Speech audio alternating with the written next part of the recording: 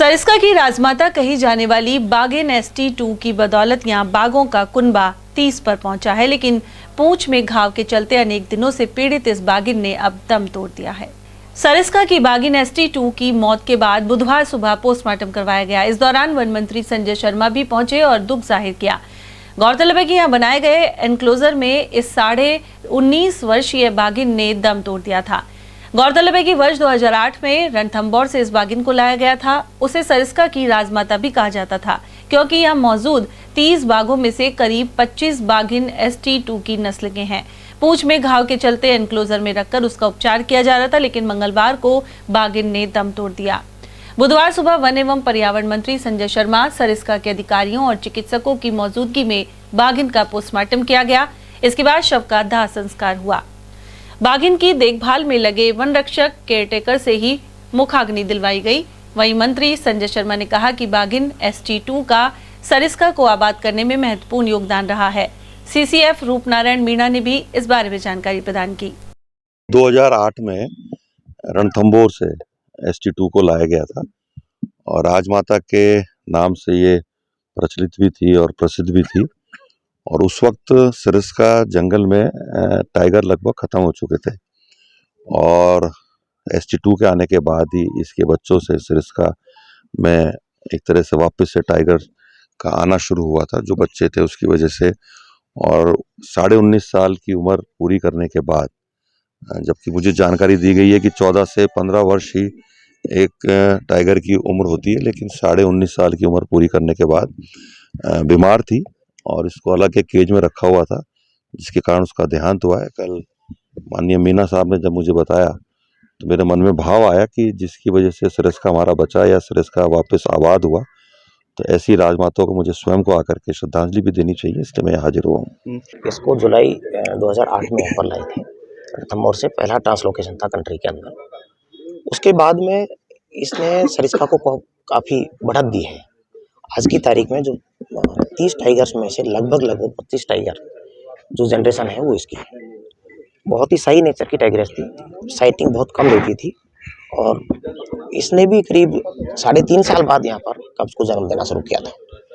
अब चूँकि अंतिम समय ये 19.5 साल की हो चुकी थी और मेरे ख्याल हमारे देश में सबसे वृद्धावस्था वाली टाइग्रेस है। और चूँकि इसके घाव भी हो गया था, पैर में भी थोड़ी सी प्रॉब्लम थी, तो इसका ट्रीटमेंट चल रहा था वेटनरी ऑफिसर्स की टीम बना करके। और उसी ट्रीटमेंट के दरमियान जो है ये कल जो है इसने अंतिम सांस ली। उधर सरिस्का टाइगर फाउंडेशन के अध्यक्ष सुनील मेहता के अनुसार यहाँ कई टाइग्रेस बांझ रह गई थी, लेकिन ST2 की वजह से सरिस्का में बाघों का कुनबा आगे बढ़ा।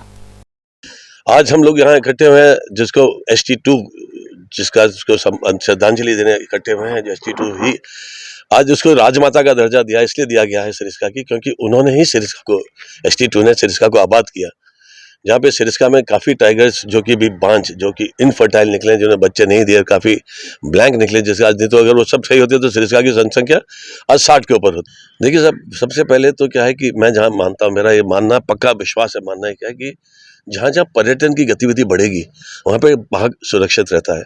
आज हमने हमारे NTC ने 20% पार्क टाइगर रिजर्व को खोलने के लिए अनुमति दे रखी है पर्यटन के लिए। आज सरिस्का से 5% खुला हुआ है। सरिस्का में रूट्स नहीं है जहाँ पे आए जा सके, लोग टूरिज्म आ जा सके, मॉनिटरिंग हो सके। मैं बहुत टाइम से सरकार को लिखते हुए आ रहा हूँ कि हमें फायरिंग रूट्स भी चाहिए और टाइगर मॉनिटरिंग रूट्स भी चाहिए, जिसके लिए कि अगर आग, पहले आपको पता है पहले भीषण आग का कांड भी हुआ था सरिस्का में, तो हमारे पास रूट्स नहीं थे, हमें हेलीकॉप्टर लाना पड़ा, नहीं तो क्यों नहीं हम बाय वाहन के साधनों से जाके उस आग को बुझा सकते। तो हमें रूट्स भी बनाने, रूट्स बनेंगे।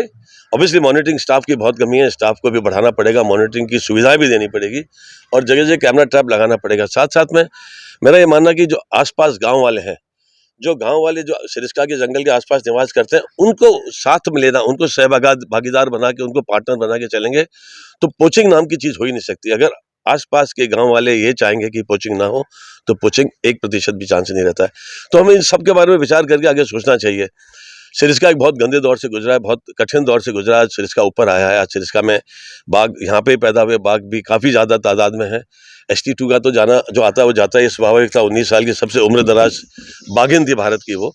उसने अपना काम किया, अपना जो उसकी ड्यूटी थी, जो अपना कर्तव्य था सरिस्का के प्रति करके वो देवलोक को सरदार गई है। सरिस्का बाघ परियोजना में बाघिन ST2 राजमाता के नाम से जानी जाती थी, जिनका निधन के बाद आज वन विभाग अधिकारी एवं प्रशासन के समक्ष और निगरानी में उनका पोस्टमार्टम हुआ और इस मौके पर वन एवं पर्यावरण मंत्री संजय शर्मा भी पहुंचे, जहां उन्होंने भी भावभीनी श्रद्धांजलि अर्पित की। हम बता दें कि बाघिन ST2 जो रणथंभौर से लाई गई थी, जिसने सरिस्का को आबाद करने में उनका मुख्य अहम रोल रहा है, और आज जो उनके दाह संस्कार किया गया है, पोस्टमार्टम हुआ है, और काफी दिनों से वो उनके पूंछ में घाव था तो इलाज चल रहा था।